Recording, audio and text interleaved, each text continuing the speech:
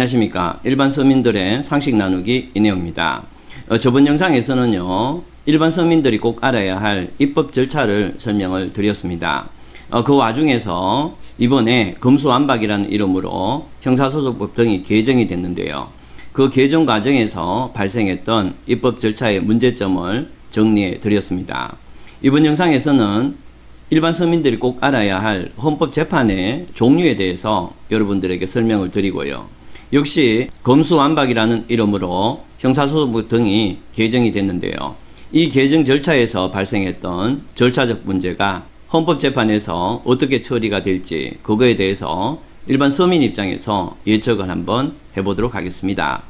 헌법재판소의 헌법재판의 유형은요, 총 5가지입니다. 순서에 관계이 없이 여러분들에게 설명을 드리겠습니다. 그런데요, 헌법재판의 유형은 헌법재판소법에 규정이 되어 있습니다. 그래서 관심 있는 분들은 헌법재판소법을 한번 쭉 읽어보시면 헌법재판의 종류가 잘 설명되어 있으니까 참고하시기 바랍니다. 순서에 관계없이 설명을 드리면 제일 첫 번째 설명드릴 게 위헌정당 해산심판입니다. 우리가 얼마 전에 이석기라는 사람이 위헌정당을 만들었고 그것이 헌법재판소에서 정당해산심판에 의해서 해산된 거 기억을 하실지도 모르겠습니다. 이 위헌정당 해산심판은 어떤 건가 하면 정당의 정강이나 활동이 헌법에 위배될 경우에 대통령이 헌법재판소에 제소를 해서 그렇게 해서 헌법재판소에서 진행되는 그러한 재판이 위헌정당 해산심판이다. 이렇게 보면 되겠는데요. 근데 주의하실 점은 여러분들 일반 국민 개개인이 어떤 정당의 정강이나 활동을 받는데 위헌의 소지가 다분하다. 그렇게 판단한다 해서 헌법재판소가 국민의 제소를 받아주는 건 아닙니다. 위헌정당 해산을 신청할 수 있는 주체는 대통령뿐입니다. 그렇기 때문에 위헌정당 해산심판은 대통령만에 의해서만 제소될 수 있고 헌법재판이 진행될 수가 있습니다. 두 번째는요, 탄핵심판입니다. 이 탄핵심판은 여러분들이 이전에 대통령의 탄핵 절차를 한번 보셨을 겁니다. 그런데 이 탄핵의 대상이 되는 것은 대통령뿐만이 아니고요, 정상적인 사법 절차를 통해서 공정하게 해결될 수 없는 그러한 어떤 고위직에 대해서 이루어지는 헌법재판인데요. 고위직이면 거의 대부분 탄핵의 대상이 됩니다. 심지어는 헌법재판소 재판관도 탄핵의 대상이 될 수 있고요. 만약에 헌법재판소 재판관이 탄핵의 대상이 됐을 경우에는 헌법재판소 재판관이 총 9명인데 그 탄핵 대상이 된 사람을 제외하고 8명이 헌법재판을 진행하는 그런 형태를 보이게 됩니다.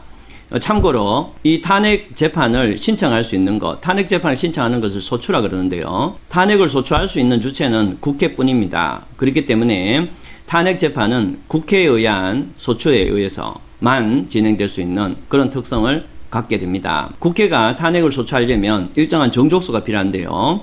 대통령을 탄핵하기 위해서는 탄핵안을 낼 때는 국회의원 제적의원, 그러니까 한마디로 국회의원 총원이라고 생각하면 됩니다.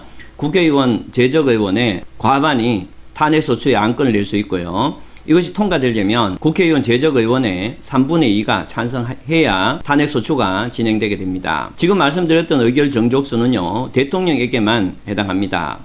그 외에 대통령 이외의 고위직에 대해서 탄핵을 진행하기 위해서 소추하려면 정족수가 국회의원 제적의원의 3분의 1이 안을 내야 되고 과반이 찬성하게 되면 탄핵소추가 이루어지는데요. 근데 대통령의 탄핵 의결 정족수하고 헌법 개정 혹은 제정의 의결 정족수가 동일하다는 거, 이게 특징입니다. 그러면 위헌정당 해산심판하고 또 탄핵심판에 대해서 설명드렸고요. 그 다음에는 권한쟁의심판이라는 게 있습니다. 이 권한쟁의심판은 국가기관 상호 간 혹은 국가기관과 지방자치단체 혹은 또 지방자치단체 간의 헌법적 권한 분쟁이 있을 경우에는 헌법재판소에서 권한쟁의심판을 하게 되는데요. 권한쟁의심판을 신청할 수 있는 주체는 누군가 하면 해당 국가기관이 되겠습니다. 혹은 지방자치단체도 가능하고요. 가장 대표적인 권한쟁의심판은 노무현 때 있었습니다. 노무현 대통령이 수도를 이제 옮기려고 했을 때 서울시장이었던 이명박에 의해서 권한쟁의심판이 이루어졌고, 그래서 그 권한쟁의심판에 의해서 서울 이전하는 것이 막히게 되는 그러한 사건도 있었습니다. 그 다음에는요, 위헌법률 심판입니다. 위헌법률 심판은 좀 이해가 필요한데요. 만약에 제가 길을 가다가 휴지를 버렸는데, 그런데 법률에 휴지를 버리면 사형이다, 이런 법률이 있다고 가정을 해보겠습니다. 그런데 제가 길을 가다가 무심코 휴지를 버렸는데, 그 행위에 의해서 재판이 진행되고 있습니다. 저는 분명히 휴지를 버렸고, 법에는 분명히 휴지를 버리면 사형이다 라고 되어 있기 때문에 빠져나갈 방법이 거의 없게 됩니다. 근데 제가 아무리 생각을 해봐도 휴지 하나 버렸는데 사형이다, 이건 너무 심한 것 같아요. 그래서 소송 중에 제가 판사나 그 법원에 얘기를 합니다. 제가 휴지를 버렸고 또 법률에 사형이라고 되어 있는 거는 확실한 것 같은데, 근데 그 법률이 너무 심한 것 같다. 그래서 이것은 위헌이 아닌가 생각된다 라고 하면서, 구체적 소송 중에 소송의 전제가 되는 법률이 위헌의 가능성이 있을 경우에는 이렇게 소송의 당사자가 법관이나 법원에 대해서 위헌 소송을 제청해 줄 것을 법관이나 법원에 요구할 수가 있게 됩니다. 그렇게 되면 법관이 그것을 확인해 보고 정말 그렇네, 이렇게 판단이 되면 그 법관이나 법원이 헌법재판소에 위헌법률 심판 제청을 해주게 됩니다. 그렇게 되면 헌법재판소가 위헌법률 심판을 진행하게 되고요. 근데 법을 잘 몰라서 나는 그냥 휴지를 버렸으니까 사형 당해야 되겠다, 이렇게 생각하고 있는 사람도 있을 수 있겠죠. 이럴 경우에는 법관이 법을 검토해 보다가 이거는 위헌인 것 같다, 이렇게 스스로 판단할 경우도 있겠죠. 그럴 경우에는 법관이나 법원이 헌법재판소에 이 법률은 위헌인 것 같다 라고 하면서 위헌법률 심판을 제청을 하게 되는데요. 그렇게 되면 헌법재판소에서 위헌법률 심판이 진행되게 됩니다. 그래서 이 위헌법률 심판을 좀 정리하게 되면, 위헌법률 심판이 진행되기 위해서는 반드시 법원에서 구체적 사건에 대한 소송이 진행돼야 되고, 그 소송에서 적용되는, 즉 재판의 전제가 되는 그러한 법률만을 대상으로 당사자의 신청에 의하거나 법관의 직권에 의해서, 법원에 의해서, 각급 법원에 의해서 헌법재판소에 제청이 이루어지고, 그러한 상황에서 위헌법률 심판이 진행되게 되는 겁니다. 그러니까 위헌법률 심판의 제청 주체는 각급 법원이다, 이렇게 얘기할 수가 있게 되는 거죠. 그렇기 때문에 일반 국민들은 위헌법률 심판의 신청을 할 수는 없는 일이고, 법원이 헌법재판소에 제청할 수가 있는데요.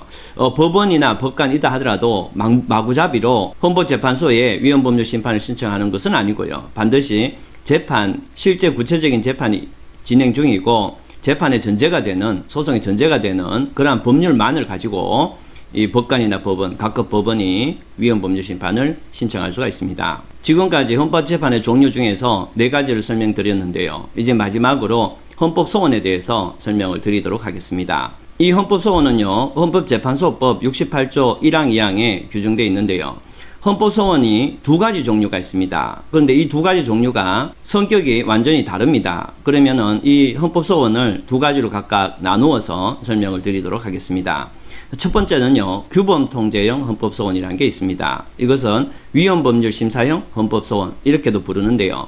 위헌법률 심사형 헌법소원이라는 건 어떤 건가 하면, 아까 전에 위헌법률 심판의 사례로 다시 돌아가 보면, 제가 휴지를 버렸는데 법률이 휴지를 버리면 사형이다, 이렇게 되어 있습니다. 그래서 제가 소송 중에 법관에게 혹은 법원에 대해서 이 법은 위헌의 소지가 있다, 내가 휴지를 버리고 했지만 그것 때문에 사형당한다, 이거는 너무 심하다, 그렇기 때문에 그 법률이 위헌의 소지가 있으니까 헌법재판소에 제청을 좀 해달라. 그런데요, 그 법관이 뭐라고 얘기하는가 하면, 별 문제 없는데, 헌법 위헌 될 것 같지 않는데, 이렇게 판단해서 제청을 안 해줄 수도 있겠죠. 이랬을 경우에 그 소송의 당사자는 다른 어떤 방법이 없게 되죠. 이럴 경우에 한해서 그 소송의 당사자는 헌법재판소에 직접 그 소송의 전제가 되는 법률의 위헌 여부를 따져달라라고 신청할 수가 있습니다.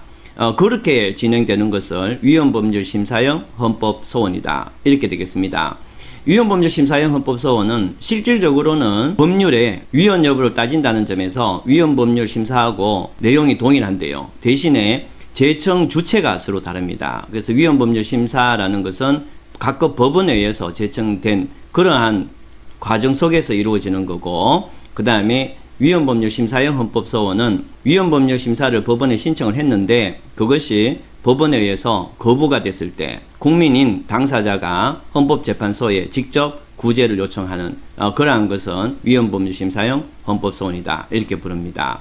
헌법소원 중에서 위헌법률심사형 헌법소원은 이제 설명드렸고요. 마지막으로 남은 게 권리구제형 헌법소원이라는 겁니다.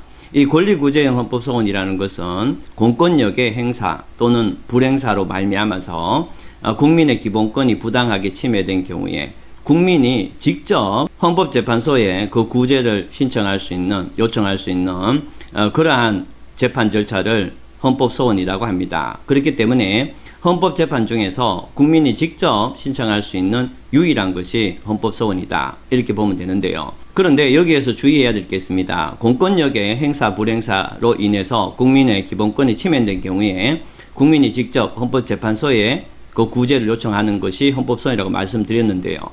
그런데 다른 어떤 소송 수단이 있고 다른 구제 수단이 있는 경우에는 그 구제 수단을 먼저 밟고 나서 그런 다음에 최후의 방법으로 헌법소원을 신청하셔야 됩니다. 그렇지 않고 다른 구제 수단이 있음에도 불구하고 헌법소원을 신청하게 되면 소송 요건이 미비하기 때문에 각하 판정을 받을 가능성이 높아요. 일단은 헌법재판의 종류는 이 정도는 있다 라는 것을 여러분들이 알아두면 최소한의 상식은 갖추게 되겠습니다. 그럼 이제는 검수완박이라는 이름으로 형소법 등이 개정되는 과정에서 발생한 절차적 문제가 이 헌법재판에서 어떻게 결정날지 그야말로 서민 입장에서 우리가 예측을 해보도록 하겠습니다. 먼저 쟁점을 조금 정리를 해보도록 하겠습니다. 첫 번째는요, 이번 그냥 이제 형소법이라 하겠습니다. 이번 형소법 개정 절차에서 민주당 의원들 그리고 민주당 소속의 법사위 위원장, 법제사법위원회 위원장 그 다음에 또 민주당 소속의 국회의장이 다른 국가기관의 권한을 침해해서 권한쟁의 심판이 가능한가 이것이 쟁점이거든요. 그러니까 민주당 의원들, 민주당 소속의 법제사법위원회 위원장, 국회의장이 다른 국가기관의 권한을 침해했는가 그것이 핵심 쟁점이 첫 번째 핵심 쟁점입니다. 참고로요, 여러분들 국회도 국가기관이잖아요. 근데 국회의원들도 한 명 한 명이 국가기관입니다. 그것을 여러분들이 아셔야 되는데요. 한 명 한 명이 국가기관의 형태를 갖는 형태는 꽤 있습니다. 대통령도 한 명이 전형적인 국가기관의 취급을 받거든요. 그렇기 때문에 이 법률의 개정 절차에서 어떤 문제가 있었고 그것이 권한의 침해다라고 한다면 대표적으로 민주당 소속의 의원들, 법사위원장, 국회의장에 의해서 국민의힘 등의 다른 당 소속의 의결권, 심의권을 침해했는가 안 했는가 이제 그런 문제가 되겠죠. 어쨌든 간에 첫 번째 쟁점은 이 법률이 진행되는 과정에서 법사위원장, 국회의장 등에 의해서 국민의힘 등의 의원들의 의결권 혹은 토론권 이런 것들이 침해됐느냐 안 됐느냐 이것이 이 검수완박 법률 제정 과정에서 나타난 첫 번째 쟁점이 되겠습니다. 두 번째 쟁점은요, 만약에 다른 국가기관의 권한을 침해했다라고 판정이 날 경우에 그러면은 그 권한 침해라는 것을 이유로 통과된 법률에 대해서 위헌이라는 결정을 할 수 있느냐 이 문제도 두 번째 쟁점입니다. 세 번째 쟁점은요, 반드시 권한 침해 문제가 생기느냐 마느냐 상관없이 그러한 법률이 내용이 정당하냐 안 하냐 그런 거하고 상관없이 절차가 잘못됐다 해서 이미 정립된 법률 그 법률을 내용과 상관없이 위헌이다 이렇게 판결할 수 있느냐 이 세 가지가 가장 큰 쟁점이 되겠습니다. 정리하면 이번에 검수완박 법안을 처리하는 과정에서 절차적 문제가 있었는데 다른 국가기관의 권한 침해라고 할 수 있느냐 없느냐 이게 첫 번째고요. 권한 침해라고 인정한다고 할 경우에 그렇다면 그 권한 침해를 이유로 이미 통과된 법률의 위헌 혹은 무효에 대한 결정을 할 수 있느냐 없느냐 이거 두 번째.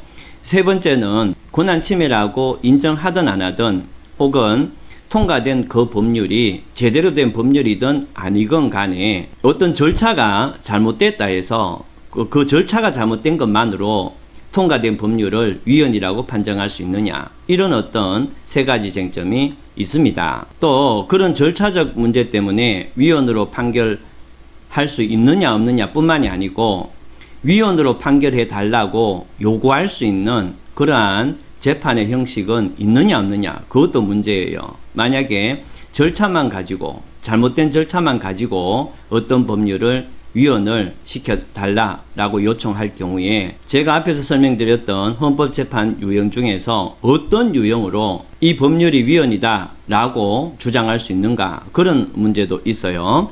그러면 지금부터 권한쟁의 심판이 어떻게 이루어질 것인가 예측을 한번 해보도록 하겠습니다. 지금 검수완박 관련 법안의 입법 과정에서 권한을 침해했다라고 주장하는 사람들은 크게 두 주체가 있습니다. 하나는 국민의힘 의원 등이 자신들의 의결권, 심의권 이런 것들이 침해됐다라는 주장이 하나 있어서, 그래서 국민의힘 의원들에 의해서 주장되는 권한쟁의 심판이 하나 있고요. 두 번째는 검사와 검찰청에서 우리의 권한이 침해됐다라는 그러한 두 주체에 의해서 권한쟁의 심판이 주장이 되고 있습니다. 이것을 이제 따져보면 국민의힘 의원들에 의해서 주장되는 권한쟁의 심판, 이것은 권한의 침해가 맞다 이렇게 판결이 날 것인가, 그거에 대해서 한번 예측을 해볼게요. 분명히 절차에 문제가 있었던 것은 확실해 보이는데요. 그런데 그러한 과정에서 국민의힘 원내대표인 권선동이가 합의안에 합의를 했죠. 합의안에 합의를 하고 그것만으로도 끝난 것도 아니고 국민의힘 의원들의 의원총회를 열어서 그 합의를 또 승인을 해주는 절차를 밟아버린 거죠. 이럴 경우에 이 국민의힘이 합의해준 그 합의가 그 이전의 절차적 문제 이런 것들을 용인하는 그러한 의미로 만약에 해석이 된다면 아마 권한쟁의 심판에서는 권한의 침해다 이렇게 결정하기는 쉽지 않을 겁니다.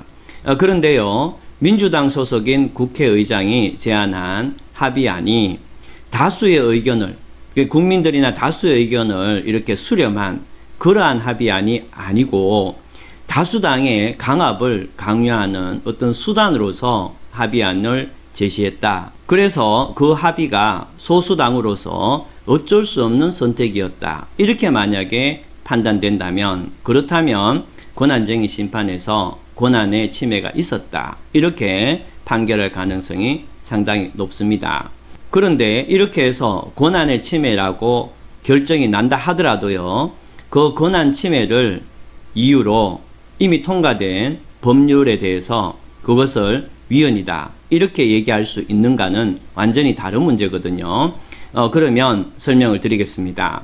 실제로 권한 침해를 통해서 법률이 제정됐다 이렇게 판결이 혹은 결정이 나더라도요, 그렇게 해서 통과된 법률안에 대해서 법률이 위헌이어서 효력이 없다 이렇게 판결한 그러한 판례는 없습니다. 자, 왜 그런가 보겠습니다. 법률의 위헌 여부를 따지는 가장 대표적인 헌법재판 종류가 위헌법률 심사이잖아요. 다시 말씀드리면 법률의 위헌 여부를 따지는 대표적인 헌법재판이 위헌법률 심사라는 거예요. 그런데 위헌법률 심판을 할 때는요, 재판관 6인이 찬성해야 됩니다. 헌법재판소 재판관이 총 9명인데 7명 이상만 되면 심리를 진행할 수 있거든요. 뭐 7명 이상이 진행했던 8명 이상이 진행했던 어쨌든 재판관 6명이 찬성을 해야 위헌이 된단 말이에요. 어떤 법률이 위헌이 된다는 거예요. 그런데 탄핵 심판은 과반수로서 재판의 최종 결정을 할 수가 있다는 겁니다. 헌법재판은 모두 6명을 기준으로 결정을 할 수 있도록 이렇게 정해놨는데요. 권한쟁의 심판만큼은 6명이 아니고 과반에 의해서 결정을 할 수 있도록 이렇게 정해놨다는 겁니다. 그러면은 권한쟁의 심판에서 권한 침해가 있었다 이렇게 얘기를 결정을 하기 위해서는 재판관 과반수, 그러니까 9명이 참여하면 5명이 찬성하면 권한 침해가 있었다라고 판결할 수가 있는데, 위헌 법률 심판에서는 법률이 위헌이다 하기 위해서는 6명이 찬성이 돼야 된다는 거예요. 그런데 권한쟁의 심판에서 권한을 침해했다라고 과반수 5명이 만약에 찬성했다고 하면은, 그런데 여기에서 권한 침해했다고 법률이 위헌이어서 무효다, 이렇게 위헌 판결까지 해버리면 어떤 법률이 위헌이다 아니다 판결하는 정족수가 달라져 버리죠. 그래서 위헌 법률 심판에서는 위헌을 판결하기 위해서는 법관의 정족수가 6명인데, 권한 정의 심판에서는 만약에 9명이 심리에 참여했다면 5명이 찬성해도 위헌이 판결 난다면, 그렇다면 위헌의 기준이 흔들리게 되겠죠. 그렇기 때문에 헌법재판에서는 권한정의 심판에서는 권한이 침해됐다 어땠다 이것만 결정을 해왔고, 그렇다 하더라도 권한을 침해하면서 만든 법률까지 위헌이 된다라는 판결은 하지 않아 왔다는 거예요. 따라서 만약에 헌법재판소가 권한정의 심판을 통해서 이 절차는 국민의힘 등의 국회의원의 권한을 침해했다라고 판단한다 하더라도 그걸 이유로 삼아서 이 법률, 절차에 문제가 있는 이 법률은 위헌이다 라는 결정은 하지 않으리라고 예상이 됩니다. 자, 그래서 국민의힘에 의해서 주장된 권한쟁의 심판에 대해서 한번 예측을 해봤고요. 이제 두 번째는요, 검사나 검찰청이 권한쟁의 심판을 신청하겠다 말겠다 이렇게 얘기하고 있는데요. 이거는 어떻게 진행될지 예상을 해보도록 하겠습니다. 국회는요, 법을 제정하는 곳이죠. 행정부는 그 법을 집행하는 곳입니다. 검사나 검찰청은 행정부의 일부를 이루는 하나의 부서지요. 그렇다면 검사나 검찰청도 국회가 제정한 법률을 집행하는 그러한 부서에 불과합니다. 그런데 국회에서 입법 절차에서 문제가 있었다 라고 해서 검사와 혹은 검찰청과 충돌하는 그러한 권한이 과연 있느냐가 문제가 됩니다. 무슨 말씀인가 하면, 국회가 어떤 절차적 문제를 일으키면서 법률을 이렇게 제정하는 과정에서 검사 혹은 검찰의 권한과 충돌되는 어떤 대립되는 부분이 있을 수 있는가? 아무리 생각해봐도 그런 어떤 충돌 부분은 없지 않는가? 이렇게 되기가 더 쉽죠.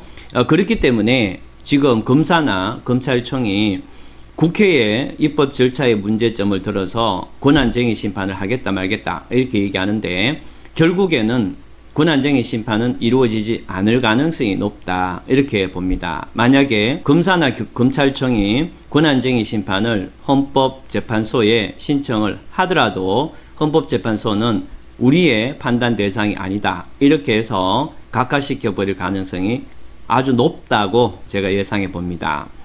그런데요, 이렇게 권한 충돌이 아니고 지금 만들어진 어떤 이 검수완박에 대한 법률 내용이 헌법에 보장된 검사나 검찰청의 어떤 권한을 침해한다, 내용상 절차가 아니고 내용상 침해한다 이랬을 경우에는 권한쟁의 심판이 아니고 위헌법률 심판이나 혹은 헌법 소원으로 이것을 신청을 할 수가 있을 때, 신청이나 제청을 할 수 있을 텐데요. 그런데 검사나 검찰은 국가기관이고, 이 국가기관인 경우에는 헌법소원을 제기할 수 없습니다. 기본권 인정 안 되기 때문에. 그런데요, 위헌법률 심판은 또 누가 신청하는가 하면 재판의 당사자가 법원에 신청을 하고 그 각급 법원이 제청해서 위헌법률 심판이 진행이 되게 되는데요.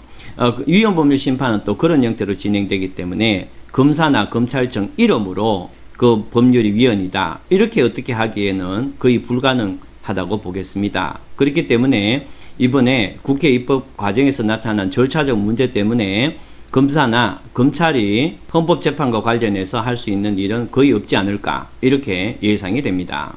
제 영상이 워낙에 길기 때문에 잠시 쉬었다가 다시 진행을 하고 있습니다. 이 앞까지 권한쟁의 심판에 대해서 정리를 해드렸는데요. 다시 조금 정리해드리면, 검수완박에 대한 법률안이 통과되는 과정에서 절차적 문제가 있었고, 그 절차적 문제의 하나로서 다른 국가기관의 권한을 침해한 요소가 있다. 권한이 침해당했기 때문에 권한쟁의 심판을 신청하려는 주체는 누구냐라고 하면 국민의힘 의원들이 정당한 의결권과 심의권 그러한 것들이 침해됐다라는 요소가 하나 있었는데 이 국민의힘 의원들이 권한쟁의를 제기를 한다면 아마 그 합의라는 것 그것을 어떻게 보느냐에 따라서 권한이 침해됐다라고 결정이 날 수도 있고 권한 침해가 없다 이렇게 결정이 날 수도 있겠습니다. 두 번째는 검사나 검찰청이 국회에 대해서 권한쟁의 심판을 신청한다고 하고 있는데 제 생각에는 민주당 및 법사위 그리고 국회의장이 일정한 절차적 문제가 있었다 하더라도 문제가 있는 국회 의결 과정에서 검사나 검찰청의 권한을 침해한 그러한 사례를 찾기는 쉽지 않을 것이고 그렇기 때문에 검사나 검찰청에 의한 권한쟁의 심판은 아예 헌법재판에서 받아들여지지 않을 가능성이 아예 그냥 본안 심리로 들어가기 전에 받아들이지 않을 가능성이 있어서 각하될 가능성이 높겠다 이렇게 제가 예측을 해봤습니다. 여러분들 이런 상황에서 헌법재판의 종류에 대해서 다시 한번 좀 정리해 볼 필요가 있습니다. 헌법재판의 종류는 위헌정당 해산심판이 있었죠. 근데 위헌정당 해산심판하고 국회의 법률 제정 과정에서의 절차적 문제하고는 별 연관성이 없죠. 두 번째는 탄핵인데 탄핵도 국회의원은 따로 탄핵의 대상이 되지 않기 때문에 이 탄핵도 큰 어떤 연관성이 없게 되겠습니다. 그 다음에 권한쟁의 심판에 대해서는 금방 말씀을 드렸고 그 다음에 위헌법률 심판은 아까 전에 말씀드렸듯이 구체적 사건이 있고 그 구체적 사건의 전제가 되는 법률이 또 있고 그럴 경우에 소송의 당사자가 법원에다가 위헌 여부에 대해서 제청을 하도록 신청할 수 있거나 혹은 법원이 직권으로 헌법재판소에 위헌법률 제청을 할 수 있는데 지금 이 절차적 문제, 이 문제는 그야말로 절차의 문제입니다. 다시 말씀드리면 어떤 법률의 내용이 예를 들면 휴지를 버리면 사형이다 라는 어떤 법률의 내용에서 문제가 있을 수도 있지만 지금은 그게 논외니까 문제가 있는지 없는지 모르겠는데 지금은 그 법률이 만들어진 절차를 가지고 지금 따지고 있으니까 그러니까 위헌법률 심사에 대한 신청이나 제청도 거의 하기 어렵지 않을까 이렇게 생각이 됩니다.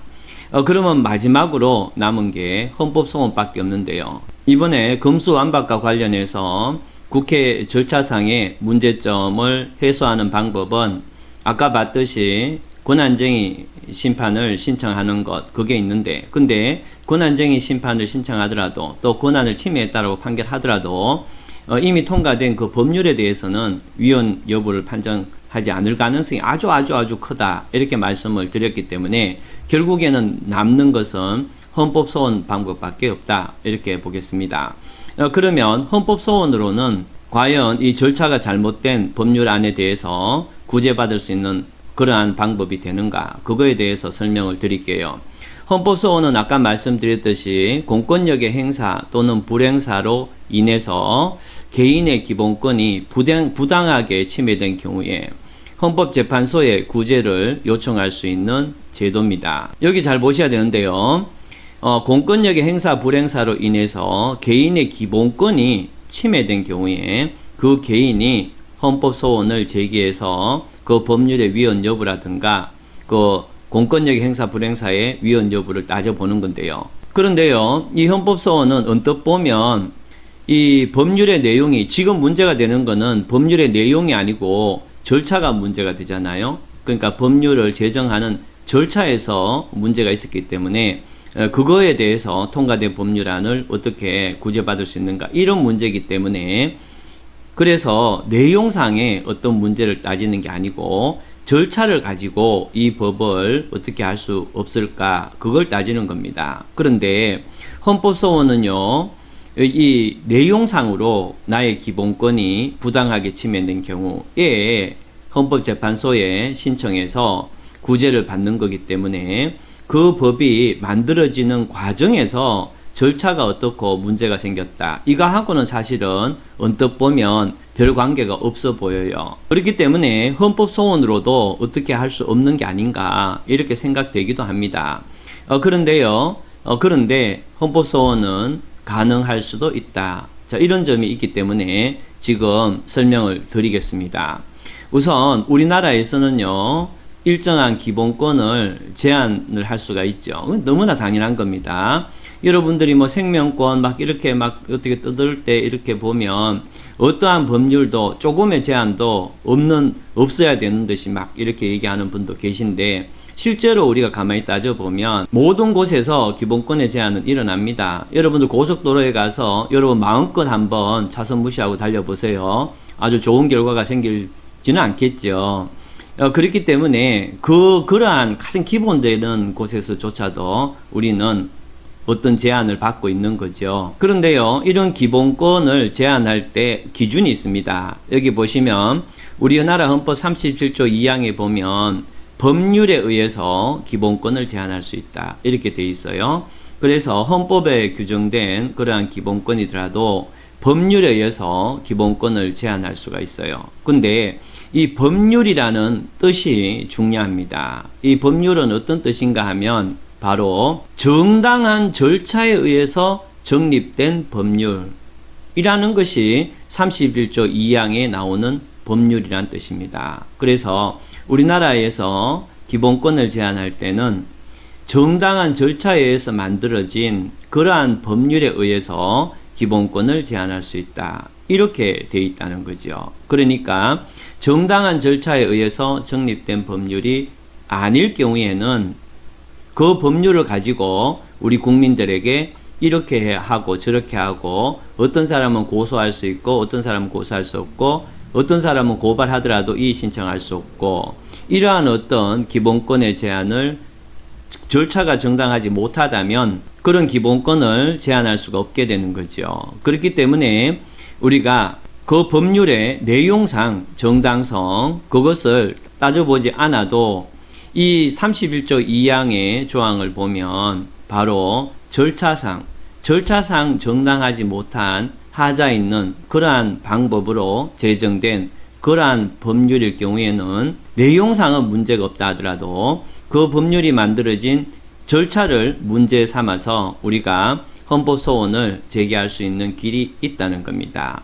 그렇기 때문에 예상해 보건대 지금 이 검수완박이라는 이름으로 형사소송법 등의 법률이 개정이 되었고, 그 과정에서 절차적으로 아주 많은 문제가 있었는데, 그러한 문제점을 헌법재판으로 이렇게 해결하기 위해서는 이 헌법 소원이 유일한 방법이 아닐까, 이렇게 생각이 됩니다. 그런데 제가 마지막에 언급드렸던 이 헌법 소원이 제기 가능하다는 이 근거는 사실은 최근에 학자들에 의해서 새롭게 제기되는 그러한 이론들이기 때문에 실제로 헌재에서 받아줄까, 이런 문제가 있기는 합니다. 어쨌든 간에 일반 서민들의 이론적 관점에서 봤을 때는 지금 검수완박에서 발생한 입법적 절차를 구제하는 방법은 권한쟁의가 있었는데 권한쟁의로는 좀 약할 것 같아요. 한마디로 권한의 침해다라고 인정받기가 조금 쉽지 않고, 인정받는다 하더라도 이미 통과된 법률에 대해서 위헌 결정을 받기는 더더군다나 거의 불가능하다고 보고, 그렇다면 유일하게 헌법 소원이라는 것을 동원해서 지금 제가 설명드렸던 요 마지막 형태의 이론을 구성해서 그래서 헌법 소송을 제기해 보는 것도 좋은 방법이 될 것 같습니다. 제가 이제 거의 대부분 설명을 다 해드렸는데요. 제가 이 영상을 만들면서 여러 가지 판례도 다 조사해서 소개를 해드리려고 준비를 했는데 영상이 너무나 길어질 것 같아서 그런 판례들은 다 생략을 했습니다. 대신에 그런 판례들을 찾아볼 수 있도록 제 영상 아랫부분에 링크를 걸어둘 테니까 관심 있으신 분들은 그 링크를 따라 들어가서 직접 이 권한쟁의 등에 관계된 어떤 판례를 한번 읽어보시기 바랍니다. 자, 그러면 긴 시간 시청해 주셔서 감사드립니다. 다음에 더 좋은 일반 서민의 상식으로 찾아뵙도록 하겠습니다. 감사합니다.